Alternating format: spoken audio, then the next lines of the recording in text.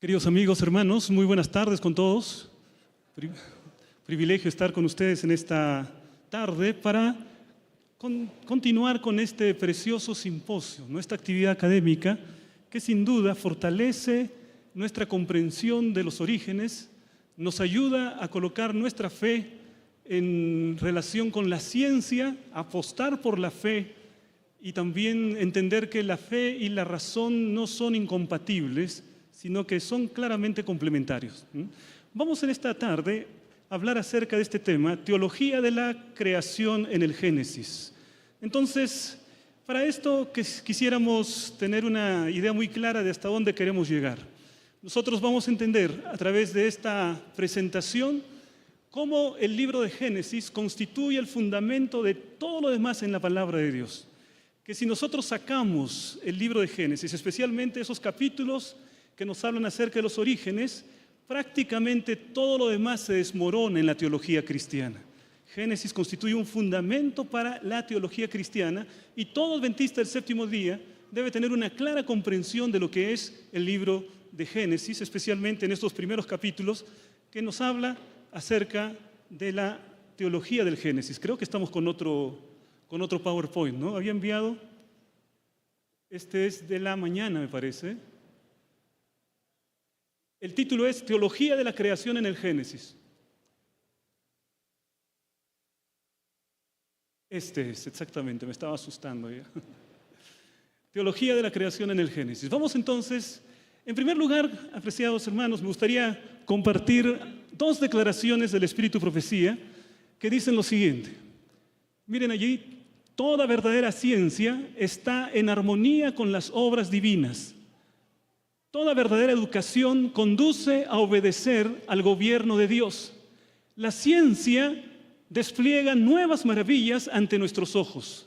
Se remonta a lo alto y explora nuevas profundidades. Pero en su investigación no produce nada que esté en conflicto con la revelación divina. Subrayo esta última declaración.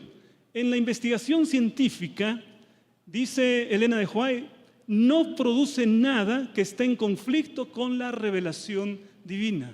Quiere decir entonces que si hay algo que se encuentra dentro de la ciencia en conflicto con la revelación divina, entonces nosotros tenemos que decir, bueno, la palabra de Dios es la verdad y la ciencia es un esfuerzo por alcanzar la verdad.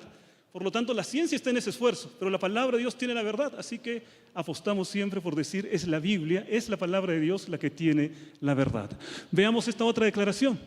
Miren lo que dice aquí. Los más profundos estudiosos de la ciencia se ven constreñidos a reconocer en la naturaleza la obra de un poder infinito. Está hablando de los más profundos estudiosos de la ciencia y que ellos, al examinar la naturaleza, el resultado natural de sus investigaciones los lleva a pensar en un poder infinito. Dice más adelante, sin embargo, para la razón humana, la enseñanza de la naturaleza no puede sino ser contradictoria y llena de frustraciones. Solo se la puede leer correctamente a la luz de la revelación. Elena de White está diciendo algo sumamente importante. ¿Cómo es interesante el Espíritu de Profecía, no es verdad? En pocas palabras tiene un contenido excepcional. Aquí está diciendo que la sola razón no basta para entender el origen de todas las cosas. Las preguntas fundamentales de la existencia humana no se pueden responder únicamente con la razón. Si intentamos responder solo con la razón, dice aquí, nos llevará a la frustración. Nos llevará simplemente a devaneos intelectuales, a buscar respuestas que no tendrán sentido, pero, dice allí, si nosotros entendemos la naturaleza a la luz de la razón, pero además también a la luz de la revelación, entenderemos correctamente. Es decir, necesitamos tanto de la luz de la razón, pero también de la luz de la revelación y juntos podemos entender plenamente la palabra de Dios. Elena de White continuamente habla acerca de esta realidad. Nosotros tenemos dos grandes libros que Dios ha entregado para que podamos entender lo que es Él. Dios se revela. No podríamos saber nada acerca de nuestro Dios si es que Dios no hubiese decidido revelarse delante de sus criaturas. Nuestra mente resultaría demasiado insuficiente, insignificante en relación con la grandeza del universo, así que Dios voluntariamente se revela. Y hay dos maneras fundamentales y una tercera que también vamos a entender, por las cuales Dios se revela frente a nosotros. Primero, Dios se revela a través de la naturaleza.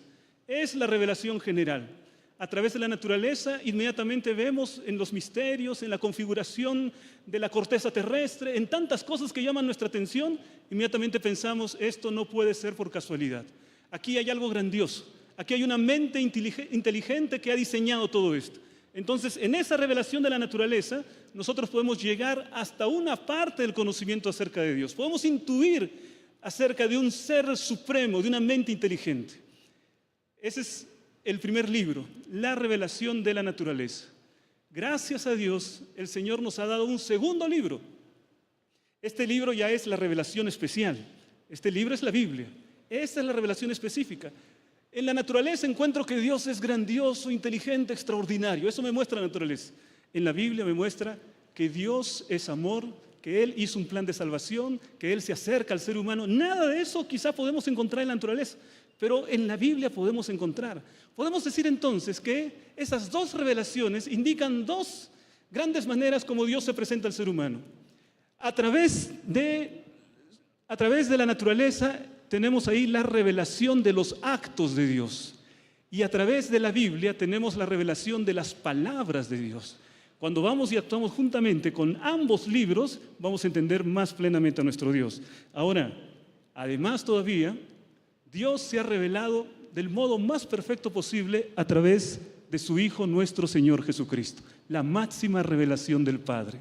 ¿Quieres conocer exactamente cómo es Dios? Contempla a Jesús en el Evangelio y mantén una comunión íntima con Jesús por medio de la oración. Así vamos a poder conocer mejor a Dios. Así que esa es la máxima revelación del Padre. Podemos conocerlo por la naturaleza, podemos conocerlo por la Biblia y podemos conocerlo por la vida y la intimidad que podemos tener con nuestro Señor Jesucristo. Noten ustedes entonces que si solo hacemos ciencia, vamos a tener apenas una percepción muy limitada acerca de quién es Dios. ¿Quieres conocer a Dios? Anda por la ciencia. Examina todo lo posible. Haz maestrías, haz doctorado, conoce el tema de la ciencia. Pero para conocer a Dios verdaderamente, vamos también a la revelación. Entra en el libro de Génesis, entra en los profetas, entra en las palabras de Jesús. Conoces mejor así al Señor nuestro Dios. ¿Quieres conocerlo mejor? Mantén comunión íntima con Jesús, lo vas a conocer mejor. Entonces, esa es la manera como Dios ha provisto que podamos conocerlo cada vez mejor a Él. Ahora, vamos entonces aquí, avanzando, nosotros contemplamos la naturaleza. La Biblia dice, los cielos cuentan la gloria de Dios. Es decir, los cielos, la naturaleza, tiene un mensaje para nosotros. Nos cuentan la gloria de Dios, nos dicen, el creador de esto es alguien realmente extraordinario. Es alguien realmente grandioso. Contemplo los lagos, contemplo la estructura de las plantas, contemplo las rocas. En estos días hemos estado analizando, estamos viendo acerca de las rocas, tienen mucho que decirnos. Contemplamos los peces nos hablan. Tenemos mucho por entender cuando contemplamos la naturaleza. Y sin embargo, nosotros podemos ir más todavía a la palabra de Dios. Miren ustedes, la naturaleza tiene muchos misterios. Solamente para hablar acerca de los accidentes geográficos, por ejemplo. Si hablamos acerca de los volcanes, hay toda una ciencia que me habla acerca de los volcanes, de los orígenes, cómo es que se van formando. Si hablamos acerca de los mares, hablamos acerca de las montañas, la ciencia va explorando cada una de estas cosas y va tratando de buscar una explicación. Y me dice cómo es que se forman los lagos.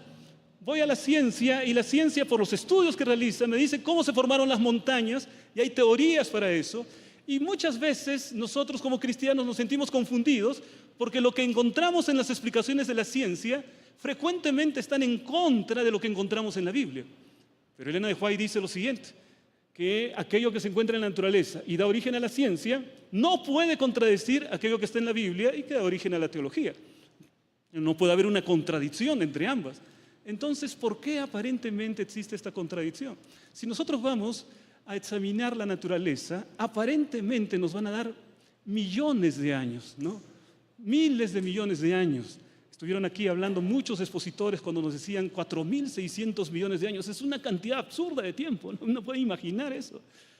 Y entonces cuando vamos allá y dicen, para que se forme esta montaña, para llegar al tamaño que tiene, caramba, tienen que haber pasado millones de años, ¿no? Y tú dices, bueno, ¿cada cuánto tiempo? Vamos a calcular, está creciendo 3 centímetros por año. Si crece 3 centímetros por año y ahora tiene, vamos a decir, unos 4.000 metros, 4.000 metros, ¿cuántos años tuvo que pasar a razón de crecer 3 centímetros por año para llegar a ser la montaña de ese tamaño, ¿no? Y lo mismo con los lagos, y lo mismo con otros accidentes geográficos. Entonces uno se pregunta, parece que la naturaleza nos dice que son millones de años. ¿Cómo respondemos nosotros cuando escuchamos este tipo de cuestionamientos a la Biblia? La naturaleza parece presentarnos un mundo viejo, un mundo de millones de años. Bueno, vamos a ir a la palabra de Dios, especialmente el libro de Génesis, y vamos a presentar 3 grandes eventos para comprender la naturaleza que nos rodea desde el punto de vista bíblico. Es decir, no podemos dejar de lado 3 grandes elementos que aparecen en la Biblia para poder entender el mundo, la naturaleza que nos rodea. Si no entendemos esos 3 eventos básicos en la Biblia, que están presentados en el libro de Génesis, no entenderemos el mundo tal como se nos presenta ahora. Vamos a pensar que las leyes naturales que han persistido siempre son las únicas que entran en acción, y entonces el mundo es un mundo viejo de millones de años. ¿Cómo responde la Biblia a esto? Bueno, decimos que la Biblia responde con 3 eventos básicos. ¿Está bien? Vamos a ver entonces el primero de estos 3 eventos. ¿Cuál es este primer evento? ¿Qué aparece allí? La creación. Exactamente. Primer evento, un evento en el que aparece la intervención de Dios. ¿Saben cuál es el problema central por el que la ciencia a veces parece confundida y nos coloca millones de años en relación con procesos físicos, procesos naturales? El gran problema de la ciencia es que no puede cuantificar la acción de Dios en la historia humana. No puede medir cómo el impacto de Dios, un evento sobrenatural, algo que aparece en la Biblia, con intervención de Dios, no se puede calcular, no se puede llevar al laboratorio. Y vamos a colocar el ejemplo de la creación, porque la Biblia nos presenta algunas consideraciones muy importantes. Miren ustedes aquí. Allí dice en el primer capítulo, primer versículo de la palabra de Dios. Lo sabemos todos de memoria, ¿no?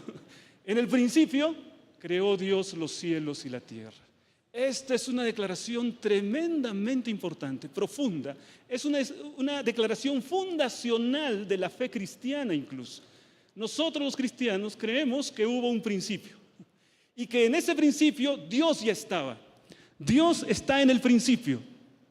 Es decir, Dios no tiene un origen, porque Dios en el principio está actuando. En la Biblia no hay ninguna justificación. La Biblia no empieza a describir una razón para demostrar la existencia de Dios. La Biblia en ningún momento intenta demostrar la existencia de Dios. Simplemente presenta a Dios. En el principio Dios está actuando. Ya en el principio Dios está. Quiere decir que Dios está antes del principio. En el principio Él está actuando, pero no se presenta como que el principio es el origen de Dios. Esa es una primera consideración. Algo sumamente importante también. Durante mucho tiempo, influido sobre todo por la filosofía griega, nosotros hemos estado pensando que la materia es eterna. Los griegos, especialmente Platón, cuando hablaban acerca de la naturaleza, lo que decían, hay un demiurgo. El demiurgo es el que forma las cosas. En base al mundo de las ideas, el demiurgo va formando las cosas materiales. El mundo material es formado por ese demiurgo. Pero ese demiurgo no inventa la materia, no crea la materia. Simplemente la materia ya existe y él empieza a formar las cosas de las cosas que ya existen, de la materia preexistente. Ahora viene la palabra y da un mensaje completamente diferente. La palabra me dice, no es que la materia es eterna, sino que hay un principio para todo. Dios es el que dio origen a todas las cosas. Quiere decir que antes no hubo y Dios creó. Eso en teología le llamamos una creación ex nihilo. ¿Qué quiere decir esto? De la nada. De la nada viene a la creación, ¿no? Ahora, si nosotros examinamos mucho de las investigaciones científicas, cuando ellos van hasta la explicación que se tiene del Big Bang, ¿qué tratan de decir que hubo antes del Big Bang? Bueno, yo le pregunté a alguno de nuestros colegas aquí y me dije, no, es que esa pregunta es extemporánea, porque en el Big Bang no se puede hablar de un antes, porque con el Big Bang empieza el tiempo, entonces no se puede hablar de un antes. Quiere decir entonces que no tendríamos idea siquiera de poder hablar acerca de un antes de la creación. En la Biblia se habla de una creación de la nada. De la nada el Señor mandó y existió. Gracias. Muy bien, vamos a ver otro versículo. Miren ustedes lo que encontramos aquí. Dice Génesis capítulo 1, versículo 11. El Señor, con el mandato de su voz, la palabra de Dios tiene un poder extraordinario. Dios dice y las moléculas se apresuran a cumplir su voluntad. Y dice allí, dijo Dios, produzca la tierra hierba verde, hierba que dé semilla, árbol de fruto que dé fruto según su género. Aquí la palabra que quisiera subrayar, la frase, según su género. Que su semilla esté en él sobre la tierra, y fue así. Allí dice, según su género. Y vamos a ver cómo esta declaración, según su género, se repite varias veces en ese primer capítulo de Génesis. Miren ustedes, Génesis capítulo 1, versículo 21. Cuando el Señor crea al mundo vegetal, a las hierbas, dice que lo hace según su género. Cuando crea los grandes monstruos marinos y todo ser viviente que se mueve, y las aves, dice allí, produjeron según su género. Y luego más adelante dice, y toda ave alada según su especie. Y vio Dios que era bueno. Otra vez aquí encontramos la idea de género, la idea de especie, ¿no? Y más adelante encontramos otra declaración. Dice, luego dijo Dios, produzca la tierra seres vivientes, cuando habla acerca de la creación de los animales en la tierra, dice allí, según su género, bestias y serpientes, y animales de la tierra según su especie. Bueno, cuando la palabra de Dios dice algo, una vez en la Biblia, tenemos que escucharlo, tenemos que obedecerlo, tenemos que aceptarlo. Ahora, cuando lo dice por segunda vez, cuando dice lo mismo, hay que estar más atentos. Es como el Señor que nos está diciendo, presta atención que te estoy repitiendo esto porque es importante. Y cuando nos dice lo mismo por tercera vez, en un mismo capítulo, me habla acerca de, según su género, según su especie, y habla acerca de la vegetación, luego acerca de los animales marinos, y luego habla acerca de los animales en la tierra, todos ahí según su género, repitiendo y repitiendo esa frase. Esta es una frase que está totalmente en contra de aquello que es el evolucionismo. Porque en el evolucionismo lo que se plantea es que la reproducción no es según su género y según su especie. Que en el ciclo de la evolución una especie llega a ser otra especie. Y eso es algo que es un punto central dentro de la teoría evolucionista. Miren cómo el Señor parece repetir estas cosas, ¿no? Parece como que el Señor está anticipando el evolucionismo y está recordándonos a nosotros, los que creemos en su palabra, nos está recordando, no es que se pasa de especie hasta otra, no es que una mosca se convierta en una avispa y que una avispa se convierta en un avispón, no es esa la idea, no, es según su género, es según su especie, es de esa manera que es la reproducción. Cuando vamos entonces a la teoría de la evolución, es exactamente lo contrario que está aquí. Pero cuando vamos a la naturaleza, tal como la vemos ahora, ¿qué es lo que encontramos? Exactamente esto que está escrito en la palabra de Dios, que la reproducción es según su género y según su especie. Estas palabras son interesantes, ¿no? Porque ahora género y especie se usa pues en la clasificación que hizo Linneo, que hizo la taxonomía para clasificar, ¿no?, los animales, las plantas. Él tomó esa palabra género y especie. De esas dos tenemos allí el nombre científico de cada cosa, ¿no es cierto? Del género y la especie. Pero no solamente eso, ¿no? Existe familia, existe orden, existe clase. Es decir, hay toda una división que planteó Linneo, pero usando el lenguaje bíblico. Linneo era un hombre de fe. Así que él usa el lenguaje bíblico del género y la especie y lo coloca allí, porque él ve que eso coincide directamente con lo que está observando. Es decir, aquello que está escrito en la Biblia coincide directamente con lo que está observando, y cuando hizo la clasificación toma en cuenta hasta el lenguaje de la Biblia, la palabra género y la palabra especie. Linneo, uno de los grandes científicos de la historia. Entonces, miren ustedes, en el libro de Génesis encontramos estas joyas que nos dan a entender cómo la naturaleza es de acuerdo a la visión bíblica, ¿no? Entonces aquí no entra pues la evolución, ¿no? Que hay un cambio de especie, no hay de ninguna manera aquí. Hay una explicación tal como encontramos en el mundo natural. Los científicos han tratado de hacer cantidad de cosas para que una especie produzca otra especie. No lo han conseguido. Por ejemplo, cuando se habla acerca de las abejas, los científicos colocan abejas de alas cortas, abejas de alas medianas, de colores rojo, color azul, de ojos de color rojo, les sale todo esto, pero siempre son abejas, ¿no? O sea, no sale de esa, han tratado de buscar la manera de llevar hacia otra especie y no se puede, porque la palabra ya está diciendo que la reproducción de las especies es según su género, según su especie, es así, y eso se confirma radicalmente en la Biblia. Así que es la Biblia la que está con la ciencia, no es la evolución. En este caso, radicalmente la Biblia está con la ciencia, porque así está en la naturaleza y eso es lo que afirma la Biblia. Ahora, vamos a ver algo más adelante. Miren ustedes aquí, en la creación del hombre. Dice allí, hagamos al hombre a nuestra imagen, el hombre radicalmente diferente de los animales. Y más adelante dice, y creó Dios al hombre a su imagen, a imagen de Dios lo creó, varón y hembra los creó. Hombre y mujer en el mismo nivel de dignidad. Ambos constituyen la imagen de Dios. No es que el hombre por encima de la mujer, ni tampoco la mujer por encima del hombre, ambos constituyendo la imagen de Dios. Ahora, en tiempos de la ideología de género, este texto es fundamental. No es que haya un ser humano, un hombre, que tenga superioridad esencial respecto a la mujer. Juntos conformamos la imagen de Dios. Así que esa idea de estar peleándonos, ¿no? Hombres contra mujeres, la guerra de los sexos, feminismo, machismo, es una historia satánica, mis hermanos, ¿no? Porque hace que la especie humana esté peleándose. Porque hay hombres y mujeres en todo lugar.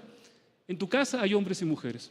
En la escuela hay hombres y mujeres. Aquí mismo, hombres y mujeres. Estamos destinados a estar juntos.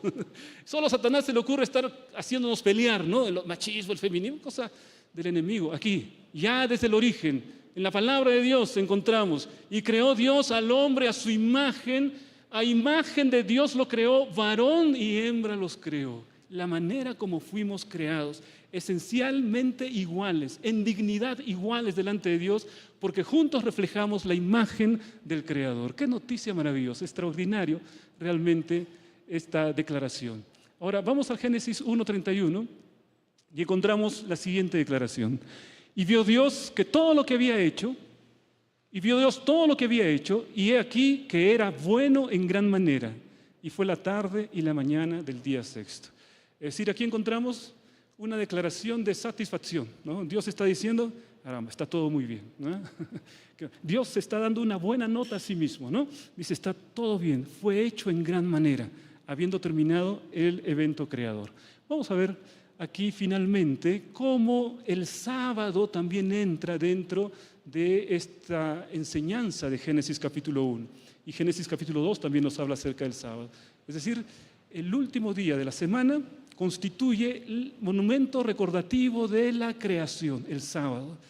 Si nosotros no aceptamos los días literales de la creación, no podemos ser adventistas del séptimo día. No hay manera de ser adventista del séptimo día si no aceptamos los 7 días de la creación, literales, que son tarde y mañana. La palabra de Dios dice, y fue tarde y mañana el primer día, tarde y mañana el segundo día. Todo eso apunta a que son días literales, ¿no?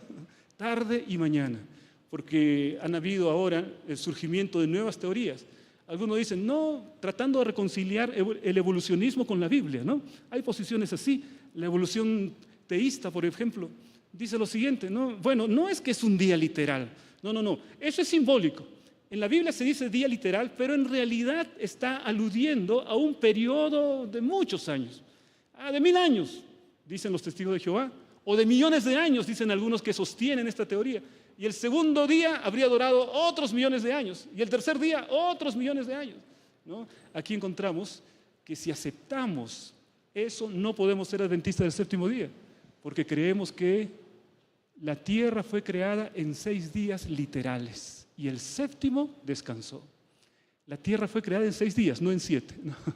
El séptimo es que descansa, pero los 6 días anteriores es que Dios hace la creación, día por día, tal como lo estamos viendo acá, ¿no? Este es un concepto, mis hermanos, que prácticamente es prerrogativa de muy poca gente en nuestro tiempo. Los adventistas del séptimo día y otros grupos más todavía creemos siempre en el relato de la creación literal. Es decir, le creemos al texto bíblico y decimos, sí, son Días de 24 horas, días literales. Dios tiene poder suficiente para hacer la creación de esa manera. Bien, vamos aquí ahora a esta declaración de Elena de White. Miren ustedes, bueno, esta declaración era para después, ¿no? Aquí me gustaría describir entonces algunos puntos claves dentro de esta primera parte del evento, la creación.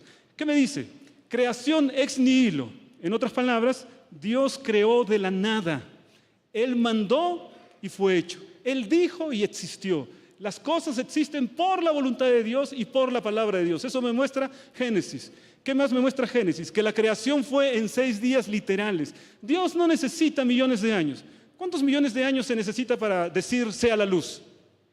Sea la luz y millones de años. Imposible, ¿no? Sea la luz y la luz fue en el momento. Ese es el gran Dios en el que creemos. Un Dios todopoderoso, que al mandato de su palabra las cosas existen.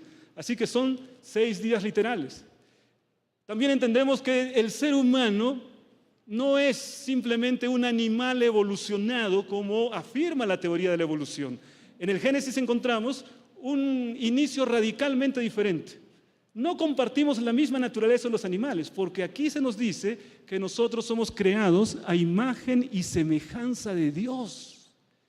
Ahora, miren ustedes las implicaciones éticas que tiene el ser creado a imagen y semejanza de Dios.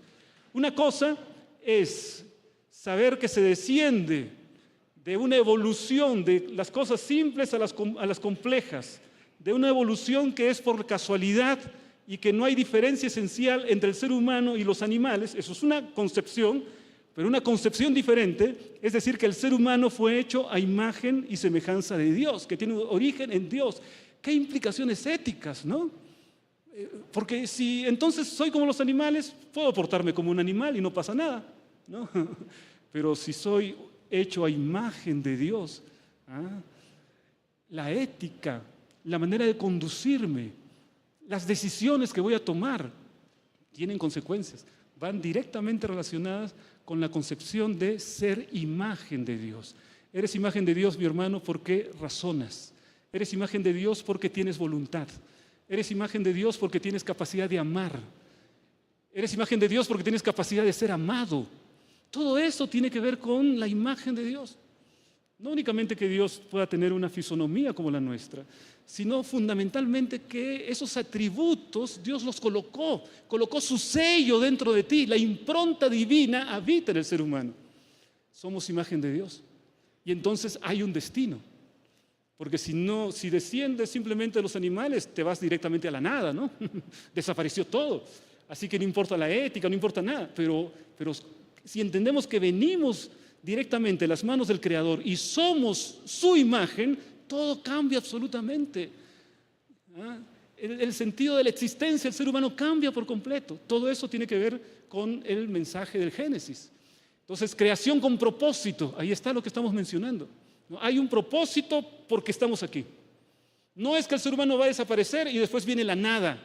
No, estamos aquí porque Dios nos colocó para glorificarlo, para alabarlo, para decir que somos su creación y para alabarlo a Dios porque provenimos de sus manos y también porque hay un destino eterno que el Señor nos ofrece. La vida eterna en Cristo Jesús es un propósito.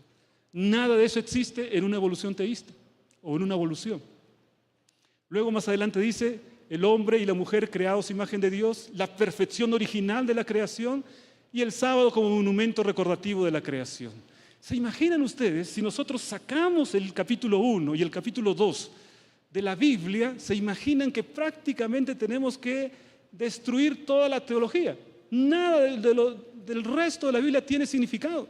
Nada tiene significado, porque en estos capítulos se nos habla acerca de nuestro origen y la Biblia hablará de nuestro destino. Pero si no tenemos una idea clara de nuestro origen, ¿qué destino podemos tener? Vamos ahora a la siguiente declaración, que es la caída. Segundo evento. Dijimos que hay 3 eventos para poder entender la naturaleza cuando la observamos desde el punto de vista bíblico. Hay 3 eventos. El primero de ellos es en la creación. Hemos visto que Dios dio ciertas leyes. Por ejemplo, las leyes de la genética que se cumplen hasta ahora son dadas en la creación, según su género, según su especie. Están dadas en la creación. Ahora, en la caída sucede algo que debemos tener en cuenta. Cuando observamos la naturaleza, no todo es bonito en la naturaleza. Observas y hay lucha por la supervivencia. Hay la ley de la supervivencia del más apto. Eso es una cosa real, aparece. Los animales carnívoros que se devoran a los herbívoros, eso no es bonito, pero es una realidad de la naturaleza. A la destrucción, la muerte, la corrupción se encuentran dentro del universo. Porque en el relato anterior, nosotros leímos que la última parte dice que Dios había hecho todo en gran manera. Contemplamos la naturaleza y decimos, no, esto no está hecho bien. Aquí están faltando algunas cosas, ¿no? Creo que si yo lo hubiera hecho mejor, alguno puede decir, ¿no? No, aquí está faltando algunas cosas. Bueno, es que tenemos que tener la historia completa. La Biblia nos dice, sí, la creación. Pero la Biblia también nos habla acerca de la caída. Y con la caída tenemos un cuadro más completo acerca de la naturaleza, de las cosas, desde el punto de vista bíblico. Vamos a ver entonces qué implicancias tiene la caída en la naturaleza tal como lo observamos ahora. Miren ustedes, primero, allí, Génesis capítulo 3, versículo 2 y 3. Ahí se nos muestra el momento en que el ser humano cae, desobedece. Y la mujer respondió a la serpiente, del fruto de los árboles del huerto podemos comer, pero del fruto del árbol que está en medio del huerto, dijo Dios, no comeréis de él, ni lo tocaréis, para que no muráis. Miren ustedes, aquí encontramos algo que Dios colocó en el ser humano. Porque la mujer está diciéndole a la serpiente exactamente lo que Dios les dijo. O sea, la mujer sabe lo que Dios dijo. Ella no se equivocó. O sea, ella sabe lo que Dios dijo. Y lo repite a la serpiente. No, el Señor dijo lo siguiente y él lo repite. Y entonces lo que encontramos aquí es que el ser humano fue creado con libertad, con libre albedrío, la capacidad de elegir lo bueno o lo malo. Y ella eligió desobedecer a Dios, pero fuimos creados con libertad. Ahora vamos a ver otra declaración. Dice Génesis capítulo 3, versículo 6. Ese es el momento de la caída. Y tomó de su fruto y comió y dio también a su marido, el cual comió así como ella. Y ahora vamos a ver más adelante cuáles son las consecuencias de la caída. Miren, y al hombre dijo, ¿por cuánto obedeciste a la voz de tu mujer? O sea, hay que entender todo. Pero algunos pueden decir, entonces no tengo que obedecer a la voz de mi esposa. No. Tenemos que entender la idea completa, ¿no? Dice allí, ¿por cuánto obedeciste la voz de tu mujer y comiste del árbol de que te mandé diciendo, no comeréis de él? Mira ahora las consecuencias. Primera consecuencia, maldita será la tierra por tu causa. ¿La maldición sobre quién viene allí? Sobre la tierra. ¿Por causa de quién? Por causa del hombre, de la entrada del pecado. La tierra fue maldita por la entrada del pecado. Miren más adelante. Con dolor comerás de ella todos los días de tu vida. Anteriormente el cultivo y el crecimiento y toda la función de poder cuidar del huerto era una función placentera, pero ahora le dice, con dolor comerás de ella. Espinos y cardos te producirá. Y comerás plantas del campo. Con el sudor de tu rostro comerás el pan. Me gustaría que pensásemos en esta declaración. Espinos y cardos te producirá. ¿Qué cambio tiene que haber en una planta para que antes no tenía espinos ni cardos y después de la caída empiece a tener espinos y cardos? ¿A qué nivel tuvo que haber ese cambio para que algo que no tiene espinos tenga espinas? A nivel genético, ¿no es verdad? Tiene que haber un cambio genético, porque no había en la creación la información de espinos y cardos para las plantas, no estaba dentro de su ADN. Pero con la entrada del pecado y con la maldición del pecado, estos vegetales que no tenían espinos ni cardos empezaron a producir espinos y cardos. Por lo tanto, me habla acerca de un factor diferente en el momento de la caída que tergiversa la creación, en este caso las plantas. Otra cosa que no había en el jardín del Edén, no había animales carnívoros. Ahora, para que hayan animales carnívoros y para que después hayan animales, no habían animales carnívoros, son una buena cantidad, ¿no? Por ejemplo, el león. De repente había león, pero no con la estructura de un carnívoro. Había gatos, pero no con la estructura de un carnívoro. Es decir, tuvo que haber un cambio, porque no había muerte. Ellos no podían alimentarse. Entonces, para que surjan los animales carnívoros, ¿qué tipo de cambio tuvo que haber? Un cambio a nivel genético. La información cambió. en cada una de las células, en el ADN de estos animales, para que siendo herbívoros empiecen a ser carnívoros, para que no teniendo espinas empiecen a tener espinas, para que no habiendo cardos empiece a haber cardos. Hay un tremendo cambio con la entrada del pecado. Apreciados hermanos, el pecado no solo tiene consecuencias espirituales, el pecado tiene consecuencias en la naturaleza claramente establecidas aquí. La naturaleza fue afectada, las plantas fueron afectadas, la tierra fue afectada. Esa tierra que era súper productiva, de pronto se convierte en una tierra hostil a la agricultura, porque con el sudor de la frente Adán tiene que empezar a trabajar. Así que pueden ustedes imaginar la cantidad de cambios que pueden haber habido de ese mundo perfecto que Dios creó, que era bueno en gran manera. Ahora encontramos a un mundo que está maldito por la entrada del pecado en el mundo. Así que no podemos entender la naturaleza si no entendemos que el pecado hizo cambios en la naturaleza. Así que cuando vamos y examinamos, por ejemplo, los animales, la estructura del aparato digestivo de los carnívoros, lo comparamos con la estructura del aparato digestivo de los herbívoros, encontramos diferencias. Eso no fue así al principio, eso fue producto de la entrada del pecado. Así que hay una consecuencia directa. Y para poder entender la naturaleza tal como está en este momento, como cristianos bíblicos, debemos entender que la naturaleza fue afectada por la entrada del pecado. Si no, no la vamos a entender. La entrada del pecado jugó un rol importante también allí.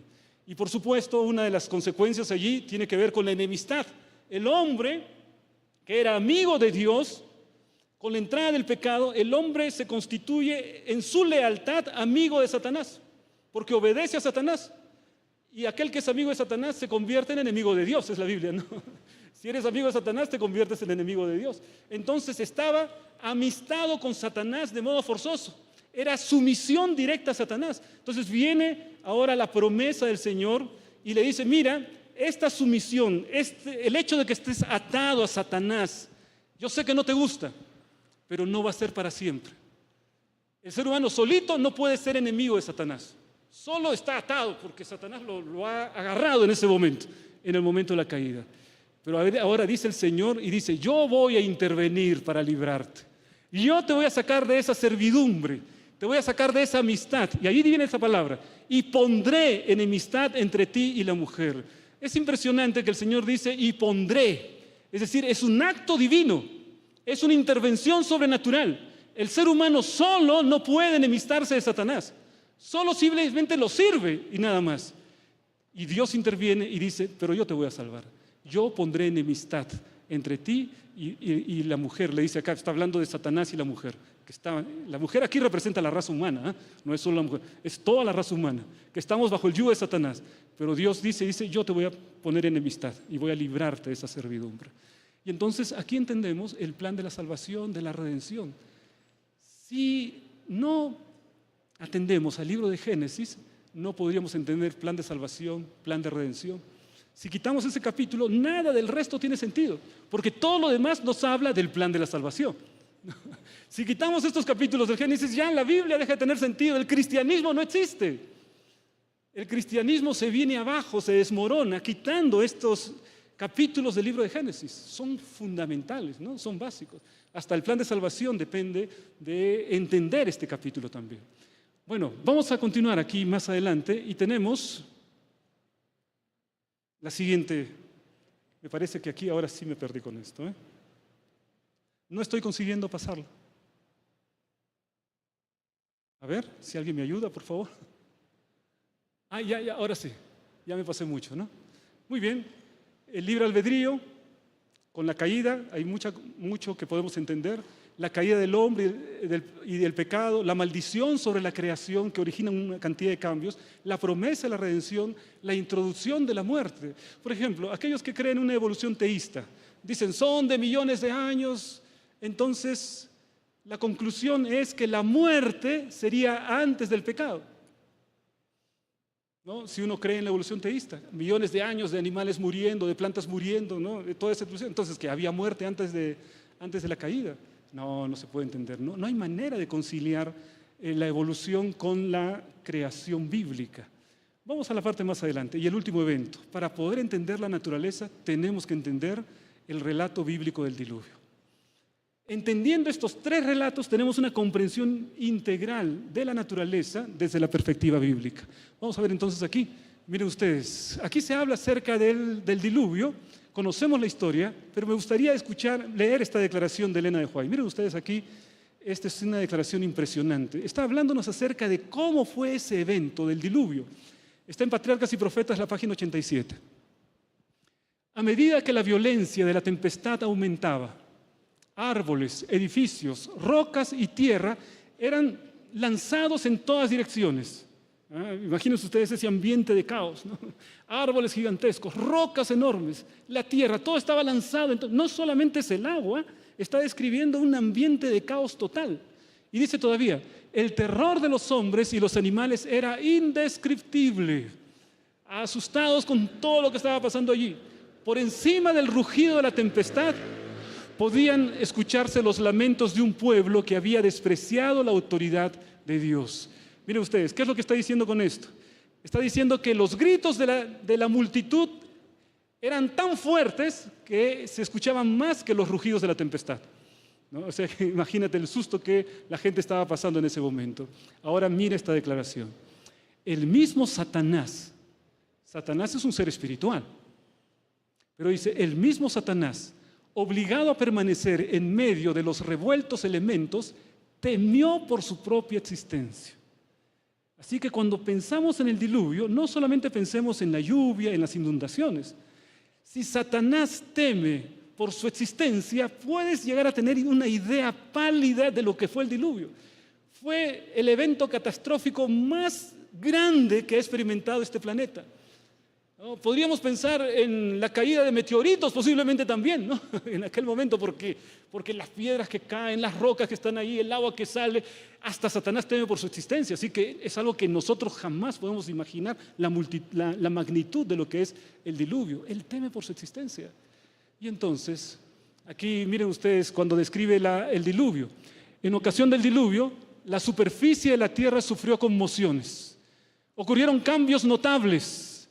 Y en la nueva formación de la corteza terrestre se conservaron muchas pruebas de la vida preexistente, o sea, vida antes del diluvio. Miren más adelante, los grandes bosques sepultados en la tierra, cuando ocurrió el diluvio, convertidos después en carbón, forman los extensos yacimientos carboníferos y suministran petróleo, sustancias necesarias para nuestra comodidad y conveniencia. Estas cosas, al ser descubiertas, son otros tantos testigos mudos de la veracidad de la palabra de Dios. Hay petróleo porque hubo un diluvio, ¿no? Y así fue un evento catastrófico en poco tiempo, no millones y millones de años, sino todo eso reducido a poco tiempo. Imagínense, por ejemplo, si las montañas crecen 3 centímetros cada día, con un diluvio, ¿cuánto pudo haber crecido? Con una descripción que esto se hace, ¿cuánto pudo haber crecido una montaña? ¿Quién sabe? Prácticamente la totalidad, ¿no es cierto?, de lo que creció fue dado en el momento. La tierra se quebró, los continentes quedaron fragmentados y hasta ahora podemos ver que los continentes todavía tienen desplazamientos, como, por así decirlo, remembranzas de aquel gran diluvio que la palabra de Dios describe. Así que aquí tenemos algunas cosas que tener en cuenta, ¿no? La intervención sobrenatural de Dios en la historia, eso me muestra el diluvio. El arca y la preservación de la vida es preservada y otra vez la repoblación de la tierra. La universalidad del diluvio es sobre toda la tierra. El profesor Orlando estaba hablando acerca de lo que sucedió en Pisco, ¿no? Animales que están, digamos, miles, no sé si miles, por lo menos cientos, ¿no?, de fósiles que se encuentran todos agrupados en un solo lugar. Transformación geológica de la tierra, reducción y repoblación de la humanidad, todo consecuencia del diluvio. Entonces, para entender la naturaleza, tenemos que tener en cuenta estos tres elementos. Las leyes de la creación, en el momento en que fueron creados, la entrada del pecado, que trastocó muchas de las cosas que fueron creadas originalmente, y el diluvio. Con eso tenemos una comprensión clara, completa. La Biblia da la explicación completa. Si faltase la historia del diluvio, no podríamos entender cuánta cosa que hay en la corteza terrestre. La historia se cuenta completa, y estos son elementos fundamentales, ¿no? Simplemente aquí, y con esto terminamos, ya se terminó el tiempo, ¿no? Solo para recordar, ¿recuerdan ustedes el momento en que Jesús convierte el agua en vino? Ese momento es interesantísimo. ¿Por qué? Porque Jesús, en un solo instante, Él hace que un proceso que dura 5, 6, 7 meses, desde que plantas la uva hasta que se convierte en vino, es muchísimo tiempo, ¿no? Pero en ese momento Jesús redujo todo ese proceso, lo redujo solamente a un instante.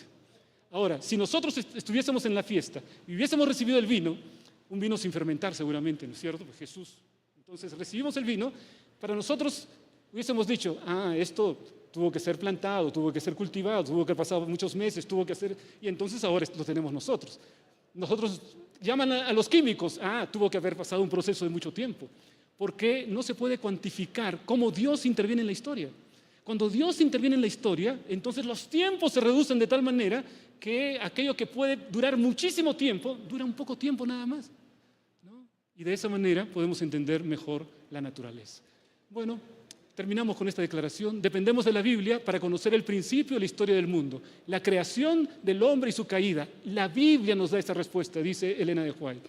Si eliminamos la palabra de Dios, ¿qué podemos esperar sino quedarnos con fábulas y conjeturas? Y que no es el debilitamiento del intelecto que es el seguro resultado de aceptar el error.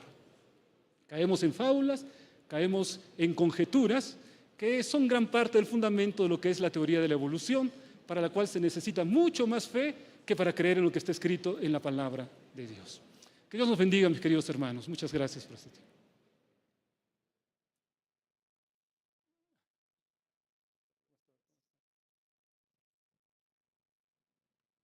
Gracias, doctor Rubén, por esta extraordinaria exposición. Abrimos entonces el espacio para la formulación de alguna pregunta. El tiempo va en contra de los expositores, pero es importante que si hay alguna pregunta en medio del público, levante su mano.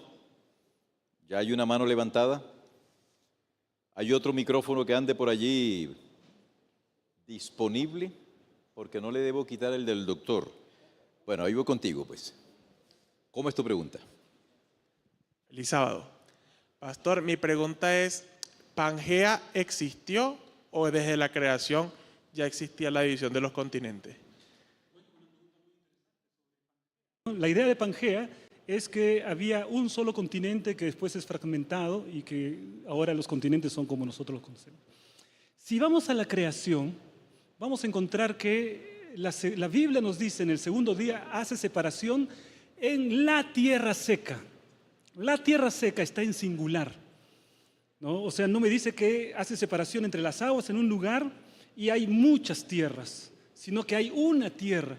Así que incluso bíblicamente hablando podríamos pensar que efectivamente al principio era todo un continente, ¿no? Que la ciencia lo llama Pangea, pero nosotros podemos llamarlo de cualquier manera, pero esa es la idea que nos da la palabra de Dios, ¿no? Muy bien, voy a tomarme una atribución que no me la han dado los Adelante, expositores, doctor Rubén. Hay otra pregunta del público. Dairo, por acá está una mano levantada. Con esta pregunta, desafortunadamente, debemos cortar la intervención del público porque ya tenemos nuestro siguiente expositor que también traerá para nosotros algo especial. Acá, Dairo.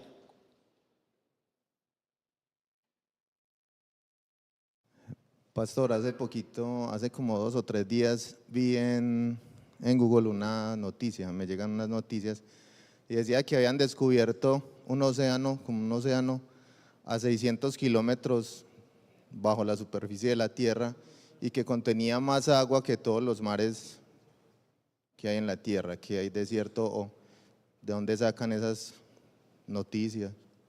Bueno, no tengo una respuesta sobre eso, no conozco el artículo, seguramente alguno de nuestros ilustres invitados puede dar una respuesta más exacta, pero yo no veo que habría ninguna contradicción entre eso y el relato bíblico. O sea, encontrar un océano al interior de la Tierra, incluso hasta podría demostrar que hay suficiente agua para cubrir por completo el planeta, y que en el momento del diluvio eso quedó también aprisionado dentro de la Tierra. Pero eso es sin conocer, ¿no?, la noticia, solamente especulando, ¿no? Bien, muchas gracias, doctor. Muy agradecido por ese tema especial y todos agradecemos en realidad. Gracias, doctor.